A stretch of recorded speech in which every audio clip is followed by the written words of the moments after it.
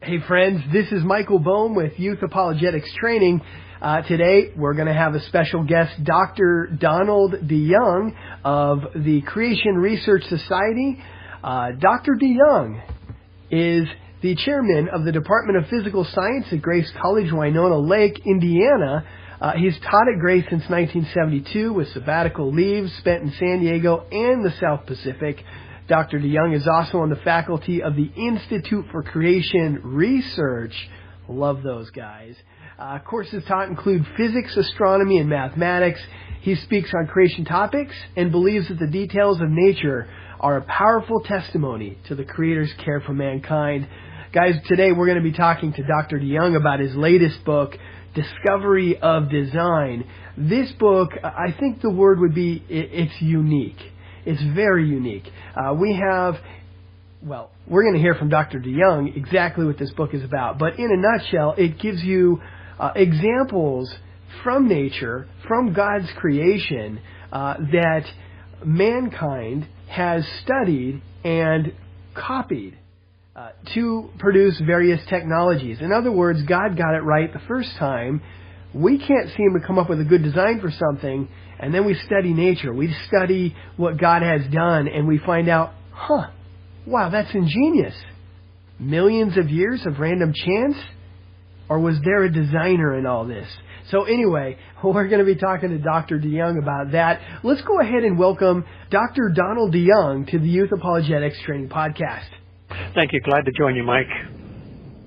Awesome. Hey, well, friends, as I mentioned in the introduction, Dr. DeYoung wrote a book called Discovery of Design. And today I want to hear from Dr. DeYoung on what this book is about and how we can use it to point towards the Creator. So, Don, if I can call you that, why did you write this book? Well, this whole effort, I wanted to share an important trend going on in science today. The engineers today, the scientists, the inventors, increasingly are looking at nature. They're looking at creation for new ideas, solutions to problems, and new products. They call this field biomimicry or bioinspiration. The whole idea that the answers are there in nature as we study animals and plants and all the details of nature. And I believe that the Creator has embedded in nature countless practical ideas for us to uncover and make use of. And it's a whole new way to study science, looking at the secrets that God has put there. So it's a positive way to look at science. It's all good, intelligent design, honoring our Maker. Right. And so tell me a little bit about how you go about showing or how you give examples of where science and industry, people out there are using God's design to come up with really cool products, advances in medical sciences, these types of things. Well, in our book, Discovery of Design, we have about 100 examples of this very area. Just to get us thinking about it, the classic example is often Velcro, which was discovered in nature by cockleburs that were sticking to a dog's fur of a fellow over in England who was taking a hike. He got back home and studied these cockleburs, these little burrs, these prickers, and saw little hooks on the end. And so from that, he made an artificial type of Velcro, which is everywhere now. So it's not that he invented it, he found it in nature. And these ideas go on and on. What we did for this book is, we just kind of keep an eye on the media and on the magazine articles and on the research that's coming out of the laboratories. And again, where people are looking for answers for new ideas are nature on all scales, whether it's the flight of birds or even in the area of very small nanotechnology. We're surrounded by these neat examples, and of course most of them we have not found yet. Okay, and so what target audience are you looking for as far as, who did you write this book for?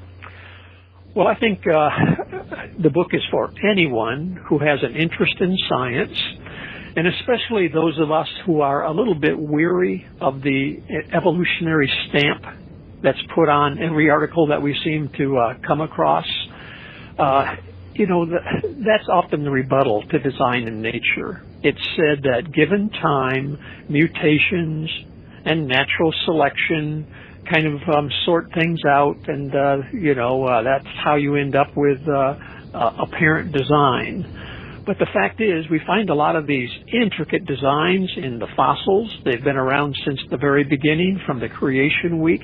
These things don't evolve. And we even find lots of examples in the non-living world, and we can discuss some of those as well. So we just keep watching the media, and I talk to scientists, and we have a laboratory here at the school where I am, just researching these kind of ideas of, my goodness, discoveries in nature that are practical benefits for us. I think what all this shows is that when God put this world together, even though it's no longer perfect and we have plenty of problems, we can still see how it's been set up for our well-being, even in the smallest details. Absolutely. So tell me some of your favorite ones from this book, different examples. Well, there's a long list, and the book actually has some separate chapters, some examples from water world, and some from flight, and land, and insects, and on it goes. But there are some that really, I think, have a special interest. Let me mention one from flight. There's a bird called a kingfisher. It's worldwide. Yeah. It's in Colorado. It's in Indiana where I am, and everywhere. Now, this kingfisher, small bird, and it really looks awkward. Small body and a big head. It looks like it was designed by a committee or something. Well, this bird sits up on a tree branch above water, and when a minnow comes by, down into the water it goes to get its lunch. When it does that, it makes very little splash. It just slips right into the water. I guess maybe it should be in the Olympics for a high dive, making a nice smooth insertion.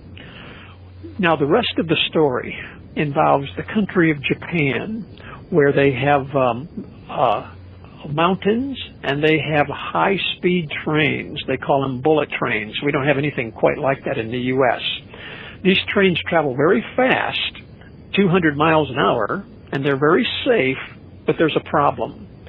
When these trains exit a tunnel, there's a cushion of air that builds up in front of them at their high speed, and as they leave the tunnel, the air rapidly expands and makes a sonic boom. It sounds like thunder. It wakes people up. It rattles windows. It's not a good thing. One of the fellows over there in Japan who designs these trains was also a bird watcher, and he got to thinking about the kingfisher. The way that bird slips from air into water is a large pressure difference, somewhat similar to a train leaving a tunnel.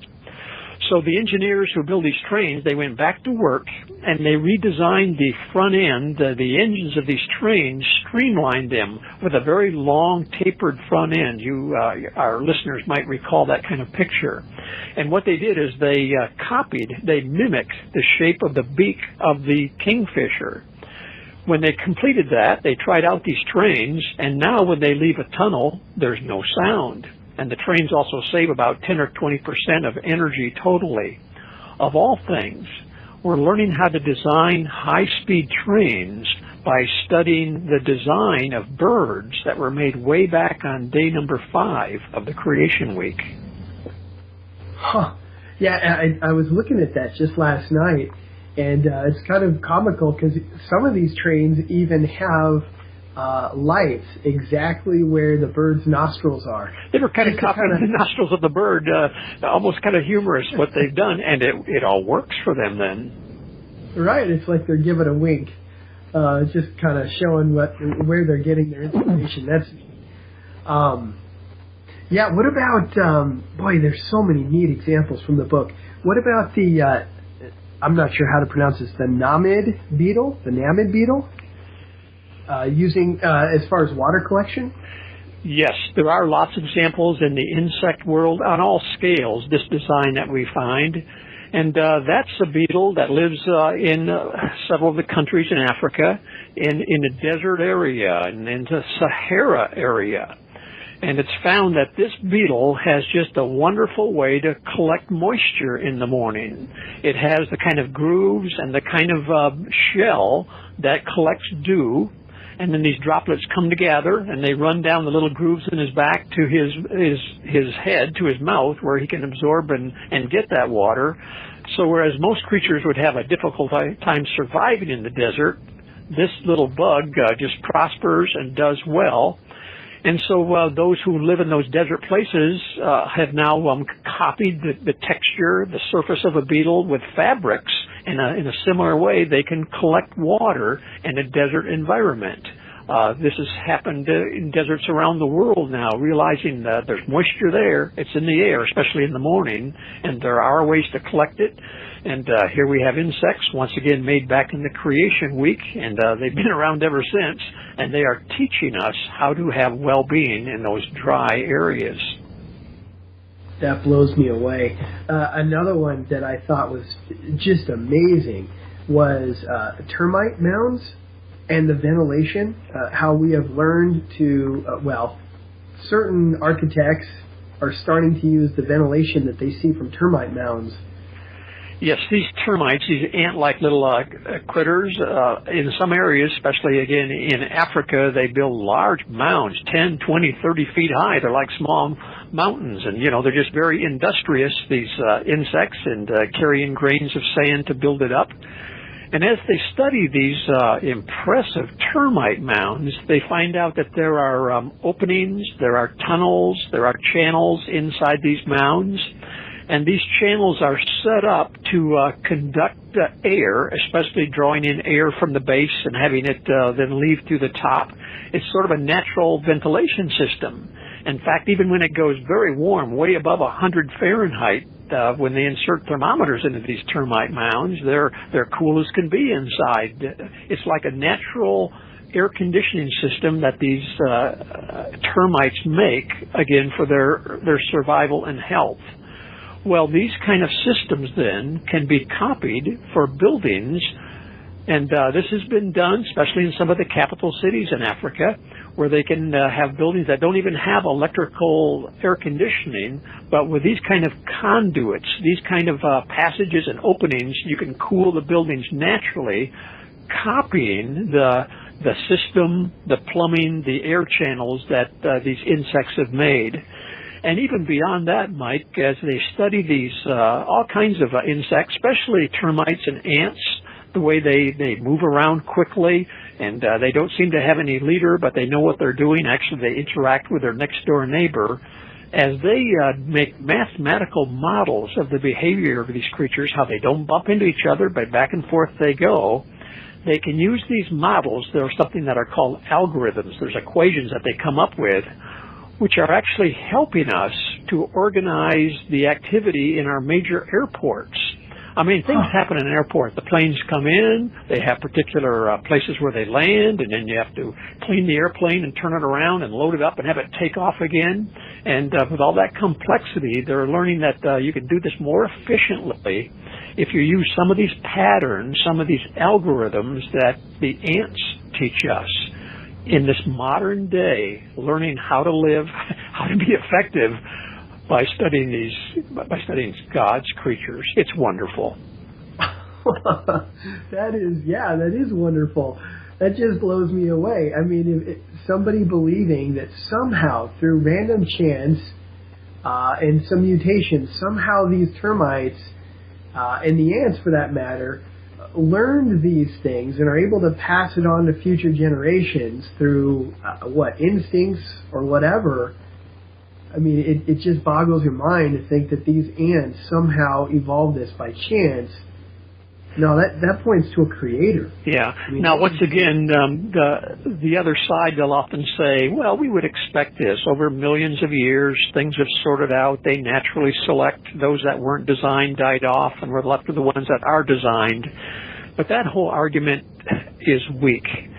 The fact is, off the target of practical ideas, but Oh, there's an extinct fossil called a trilobite. You would have some of those fossils in Colorado. This creature's not around anymore, but it lived in shallow water. It's one of the first creatures that we find that had eyes that could see. It actually lived under shallow water. Well, when we study these eyes of the trilobite, they have a calcite lens, they have multiple lenses. Their eyes were more complex than our eyes are today. What I'm saying is that from the very beginning, from the creation week, these plants and animals and trilobites were designed beyond anything we can comprehend. These things have not developed more complexity over time. From the very beginning, they have the stamp of the Creator on them.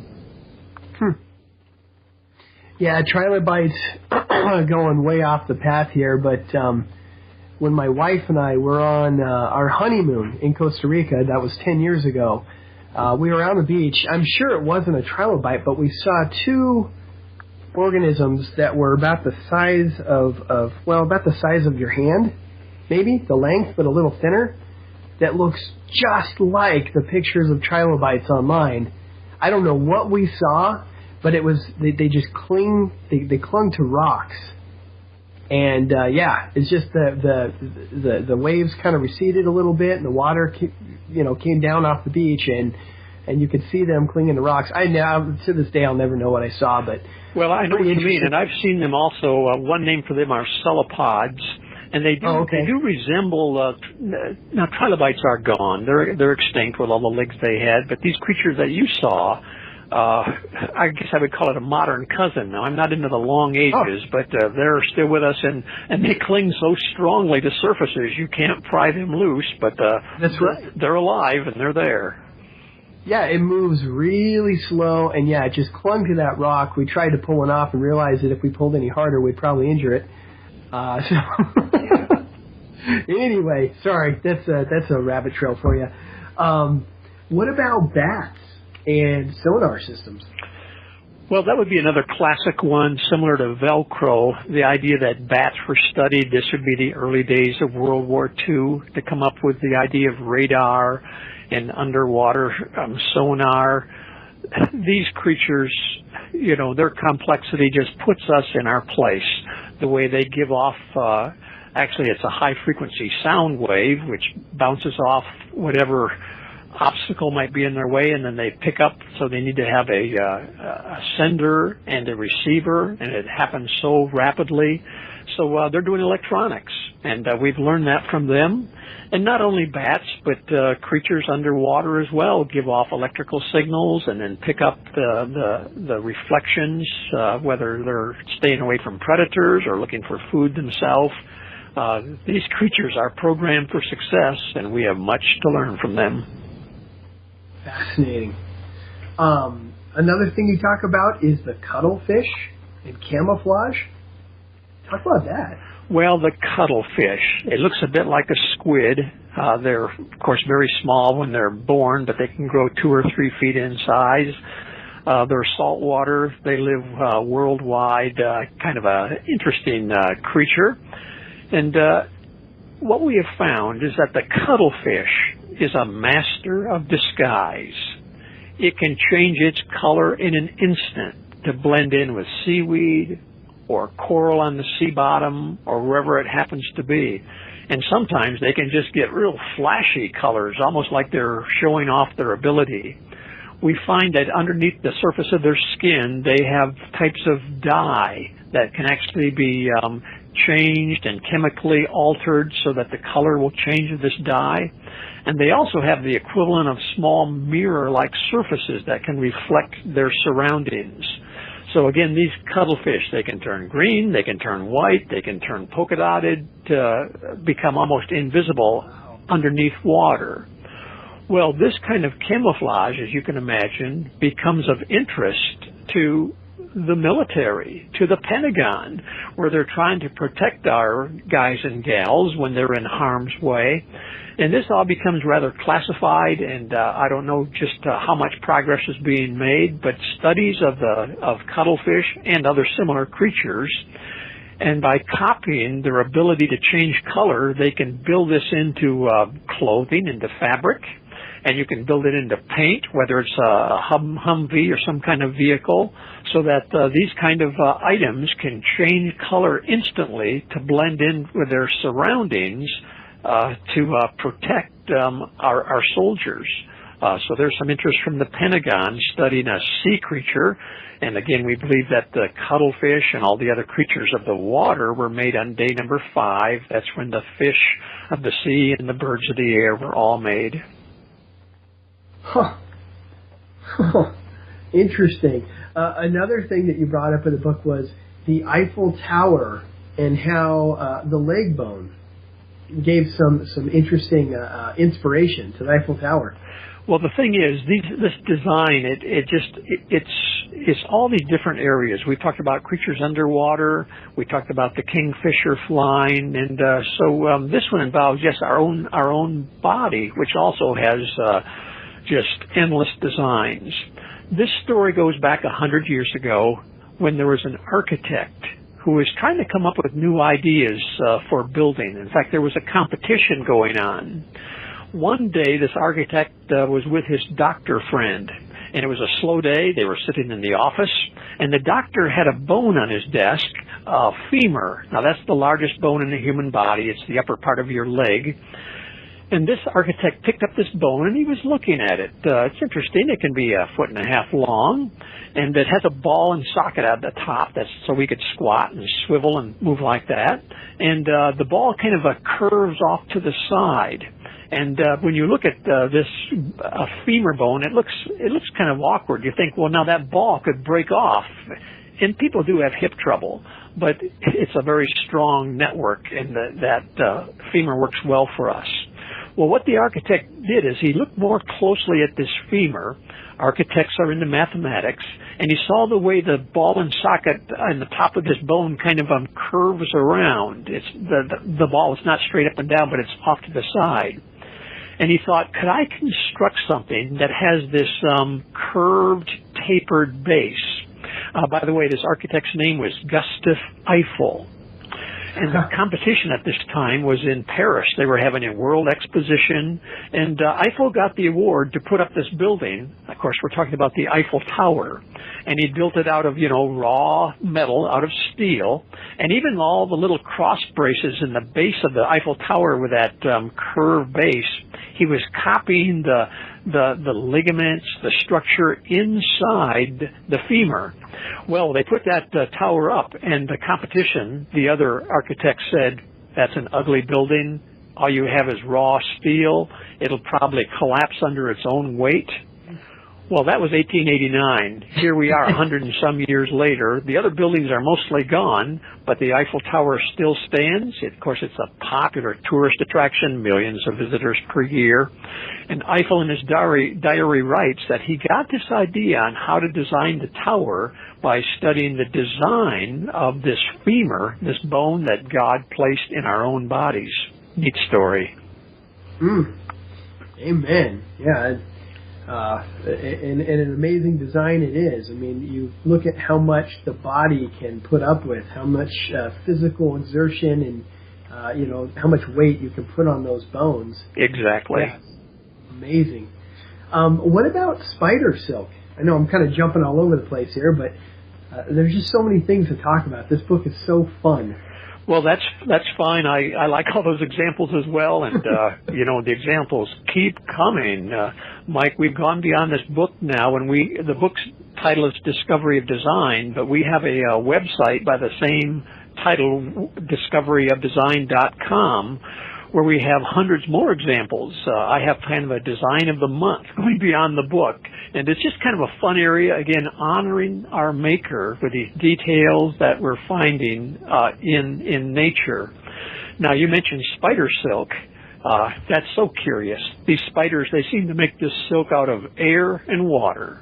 And yet they spin this fiber, and for its size, it's even stronger than steel. That is, if you could take iron or steel and get it down to that narrow a strand, the spider silk is stronger, and of course it's stretchable. And one area I didn't even make the book, but we've learned something new about these spider webs. some of these spiders, when they make a web, especially the kind of the funnel spider that make their web on the ground, they actually put a surface coating on the web of a material that is ultraviolet light sensitive. Now, we can't see UV light. I mean, we see the visible light, but we don't see infrared light. We don't see ultraviolet light, but some creatures do.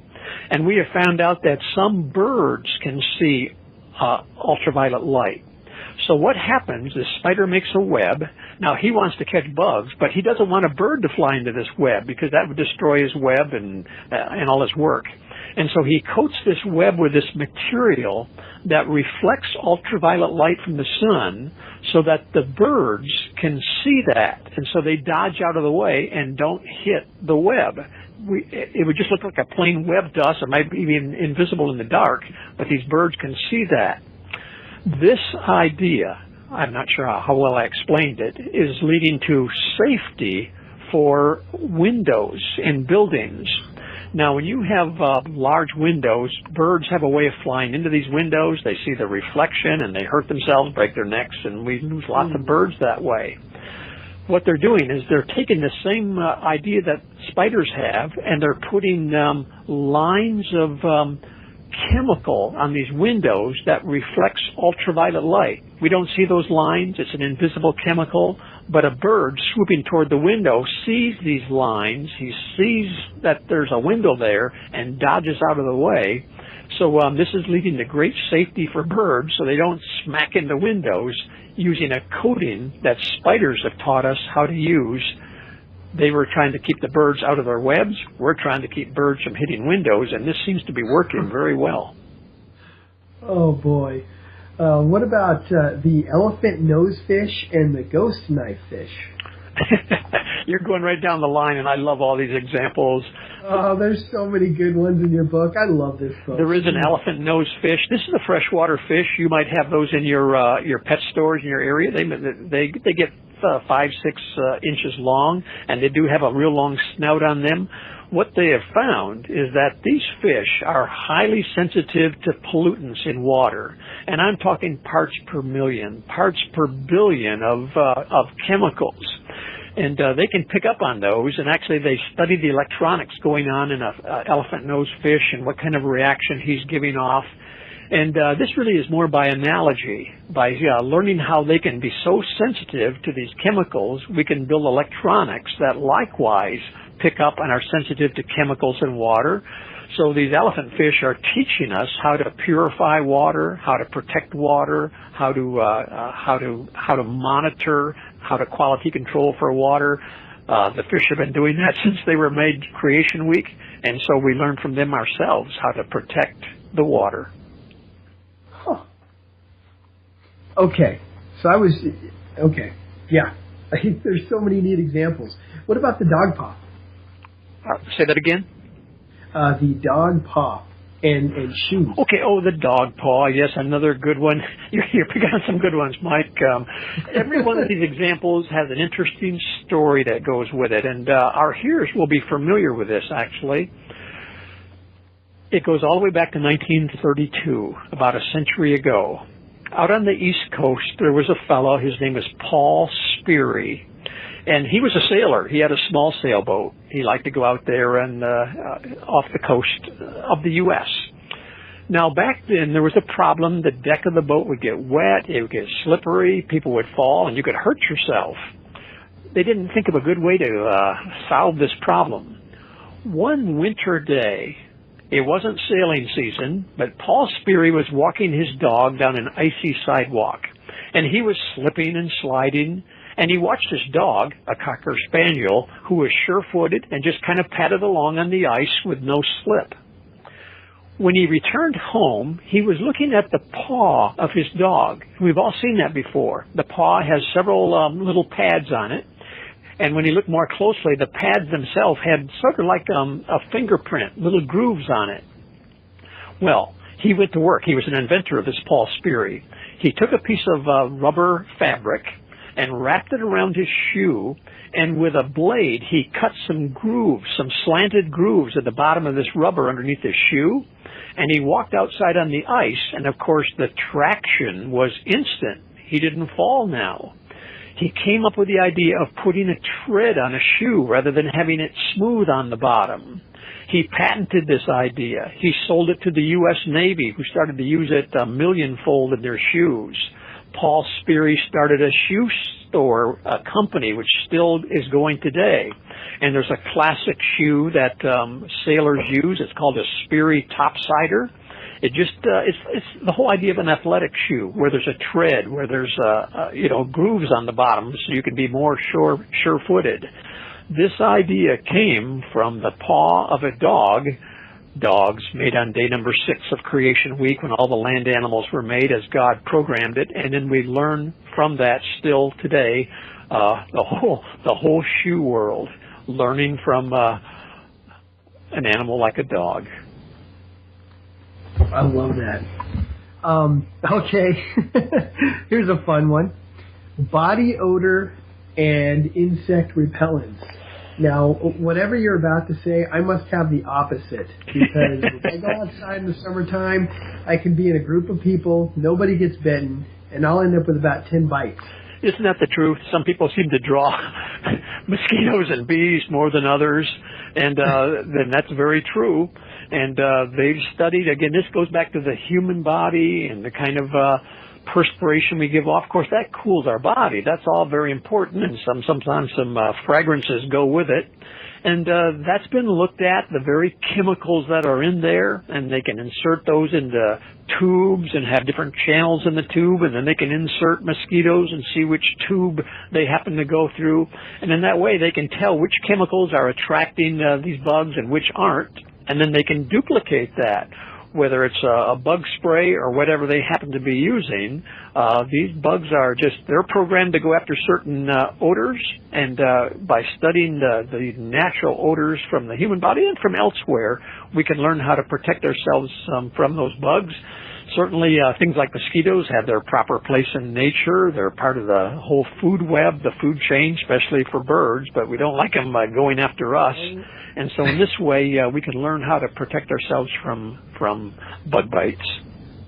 I don't get it. Yeah, it doesn't matter how bad I stink. It doesn't matter how long it's been since I've last showered. They're still coming after me. So, yeah, I must have a neon sign on my back that says, mosquitoes are welcome. Well, I'd like you to be along on a picnic then. You see, they'll go to you and leave the rest of us free.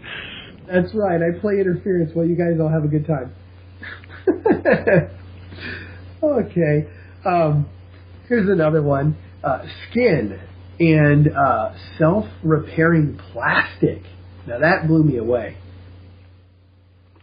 Well, we all know how well our bodies can heal themselves, sometimes slower or faster, but our body really are designed to take care of themselves. Some parts of our body, like our eyes or the inside of our mouth, heal very rapidly, and that's a good thing. And, of course, there are very complex mechanisms there. And so designers have thought, can we come up with something analogous when it comes to non-living surfaces, whether it's plastic or the fuselage of an airplane or whatever? And so by duplicating or mirroring what happens in the body, they're making some good progress. For instance, let's say you have a chassis. Maybe it's the fuselage of an airplane. They're using lots of composites these days, plastic materials. If that cracks, of course, you can be in trouble. Well, what they're doing now is some of these composite materials, these layers of plastic, they're embedded in there capsules with liquid in them, something like super glue, so that if plastic does crack, it will release these chemicals, this liquid, I'll call it super glue, which can rapidly fill up the crack and solidify it and make it harder, and actually that'll become the most, the strongest and safest part of the plastic. Now, that couldn't be repeated lots of times, but that would be a way to solve a problem of some kind of surface, plastic or whatever, which would crack when you don't want it to. It will self-seal itself up, and so that then you can go on. They can make these capsules very small, just countless small, almost like little pods with a liquid in them, just waiting to be used if a fracture occurs. So that would be the application from human skin. Now that's going to be awesome when certain companies start using that in their products. I can see where that could help in so many ways. I wonder if they can potentially use that in the boating industry. Your smaller recreational boats, you get a little crack going and it heals itself. It just kind of repairs. Now, yeah, like you said, it's only going to last so long. You can't keep dinging your boat before you have a problem. But yeah, that could be. You name it, whether it's a boat hull or, my goodness, a cell phone case, anything with that kind of material could be useful. Mike, let me mention another example. I know our time is going by here, but just a different category. Okay. From something that's non-living. I find these especially fascinating as designs in nature. There's a type of star in our heavens. It's called a pulsar. These are small, compact stars, and they're spinning very rapidly, and they kind of pulsate their light. They actually blink off and on. Now, they blink so rapidly, if you were to look at one of these stars, it just looks like it's on, but actually it's flickering like a high-speed strobe. Some of these stars are blinking at hundreds of times per second. Well, these pulsar stars, they're also called neutron stars. They are so exact with their spinning time, it's like a frequency, it's like a clock.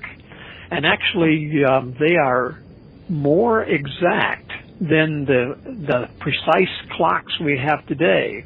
We have what are called atomic clocks. We have quartz clocks.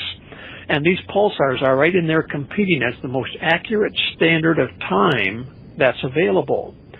Now, we need very accurate time today for our computers, and my goodness, for GPS, when you're using that, satellites and their position and their time just down to nanoseconds. And it's realized that this is a natural time standard that we have in the sky. Even in our own Milky Way, there are hundreds of these pulsars that are finding use as a time standard. And it makes me think about the creation week. On day number 4, when the stars are put in the sky, the book of Genesis says that they're for times and seasons and days and years. Of all things, stars are for time, for very precise time. They become even more accurate than our atomic clocks today. And the interesting thing is, Mike, pulsars, they're not alive. So one cannot say that they mutate and that natural selection has helped them to become more accurate. They've been there since the very beginning of time, just waiting for us to find them and make use of them. And so I like those examples that there's no evolutionary explanation for them. They're just designed for our use. Yeah, absolutely. There was no evolutionary process there. Huh. Okay. That's a very good one. Also in the book you talk about DNA and the ability of DNA to store information.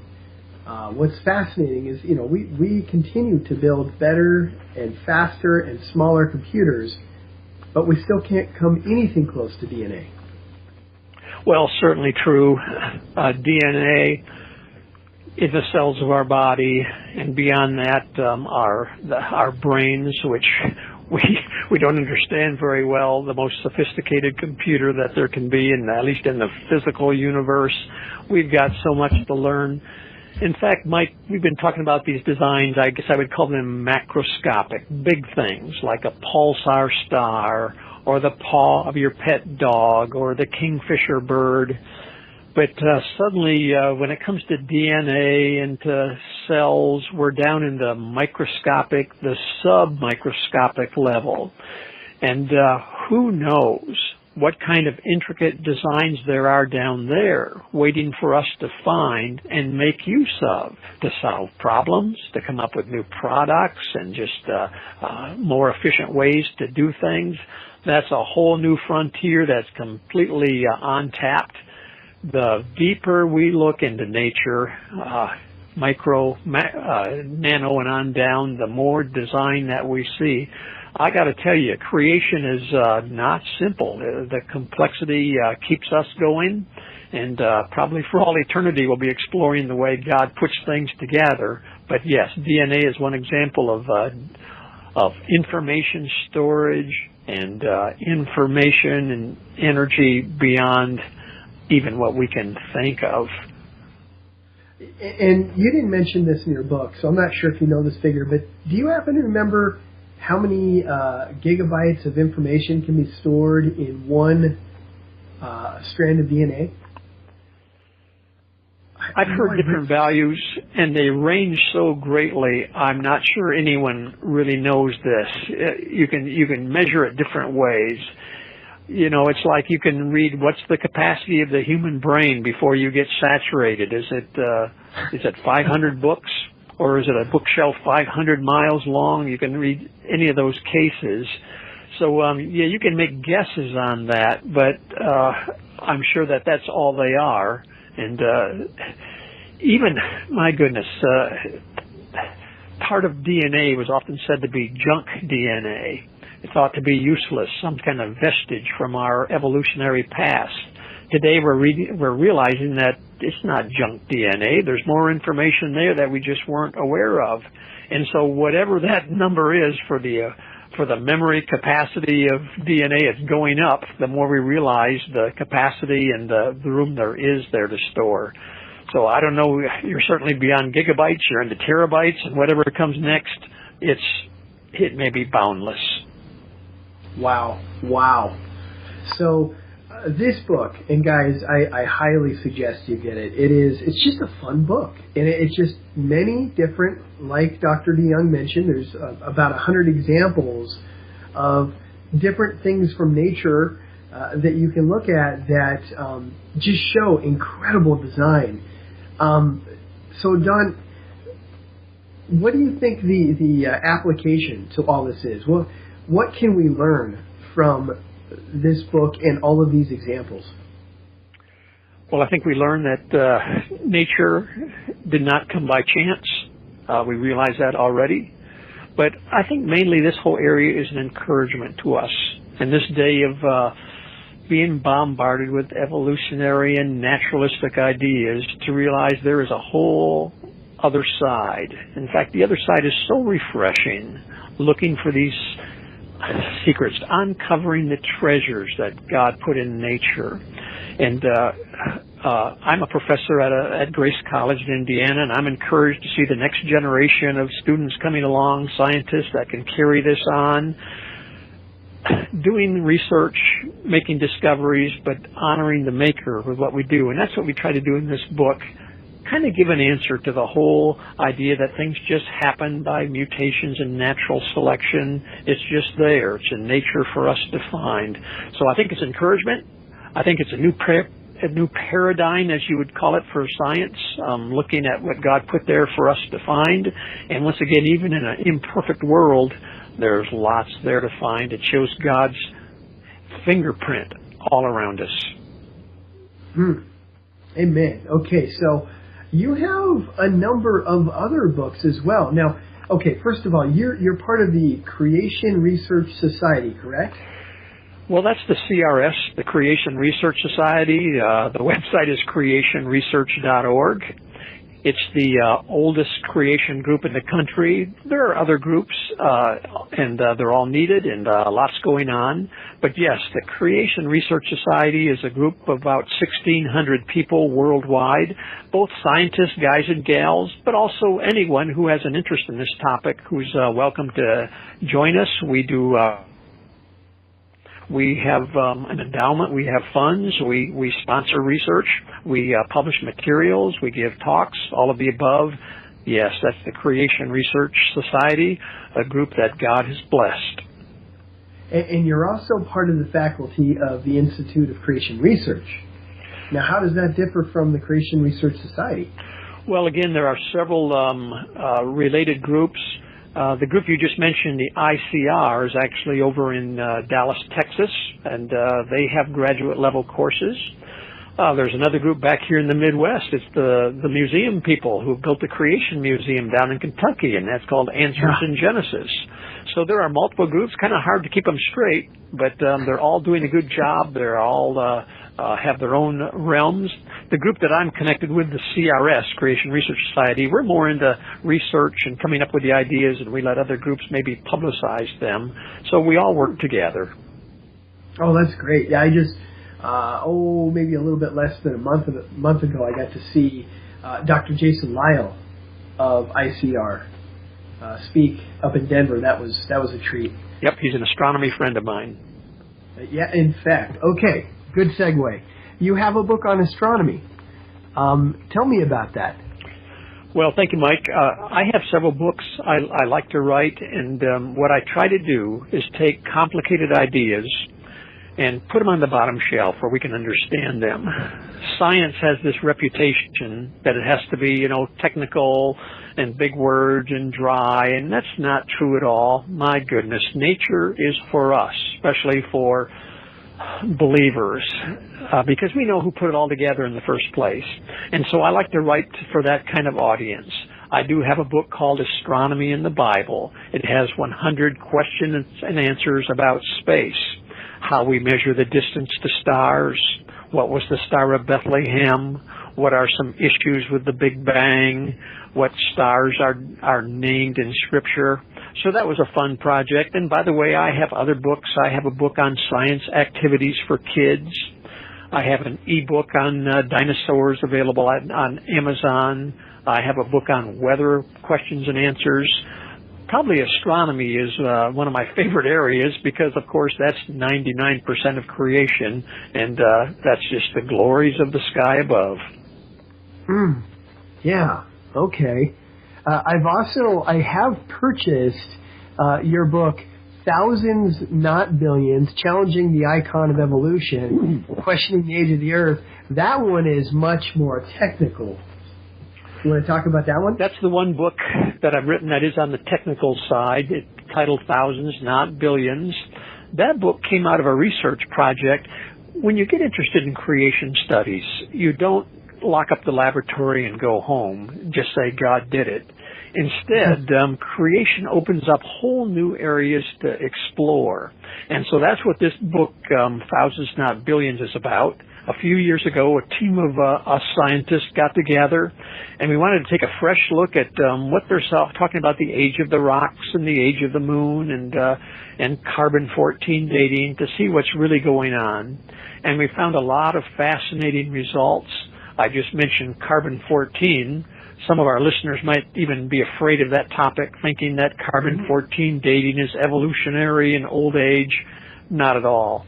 What we found out is that carbon-14 supports the position of a recent supernatural creation. That's what carbon-14 was telling us, that the rocks, the minerals, the fossils are not millions or billions of years old, but only thousands.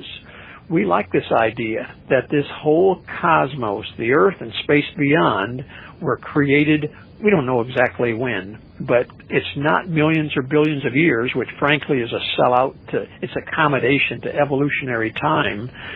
Yeah. From Scripture, when you look at the genealogy, especially in the book of Genesis, you end up with thousands of years, but not billions, and that's kind of what happened with this book. And so the book is kind of the results of this study. It was called the RATE Project. That was short for Radioisotopes and the Age of the Earth. It was a great project, and it was just to take a fresh look at the dating of rocks and minerals with some interesting results that support biblical creation. Would you ever be interested in coming back on the podcast and talking about the RATE Project? I would love that. Well, we could sure do that, Mike. Again, we'd have to hang on to our seats because that's a technical area, but I could certainly do my best to understand it and to get it across. Yeah, it was a fun topic. We called it a research initiative. In fact, it's still going on, but it began several years ago, and it was to do research on the age of the Earth and its components. Yeah, let's talk about that another time. Okay. Another question that's a little bit out there, but this book, Discovery of Design, have you ever seen those videos? Oh boy, incredible creatures that defy evolution. Have you ever thought of maybe taking this Discovery of Design and making a video form of it? Well, that's a good idea. And yes, I've seen some of those videos. And, whatever we do needs to be well done. And, of course, you can watch the television specials, National Geographic, and they just do a wonderful job of looking at nature. In fact, everything they do on television, it's all creation research. They just are afraid to use the word creation, but that's what they're looking at. And, yes, if the budgets were there, we could certainly do quality work. But we do face the limitations of time and budget, so we do what we can. But, yeah, you express a great idea to get it out there with full color and media and animation and video. That's really what our world needs today, and we need quality work. Absolutely. So you already mentioned your one website, Discovery of Design. That would be, let me go back to the homepage here, discoveryofdesign.com. I've also been to another site that you must be affiliated with, the creationresearch.org. Do you have any other websites? That would be the extent of the time that I have. The discoveryofdesign.com, we just, maintain that on the side. It's sort of an extension of this topic we've been talking about today. And by the way, Mike, if any of our listeners come across interesting design areas, something like Velcro or anything like that where they've come up with a practical use for it, there's a place on the Discovery of Design website where you can write in your idea, and I would research it and then put that. What I'm accumulating there is a data bank of these kind of designs, once again honoring the one who put them all in place in the first place. So we're looking for material. So people are welcome to get on that site and talk to us in that way. Okay, well, that's great. That's yeah. I'm sure somebody out there listening to this has some of those examples. So, okay, well, Dr. DeYoung, it has been an absolute pleasure to have you on the podcast. Thank you so much. Thank you, Mike. Thanks for the conversation.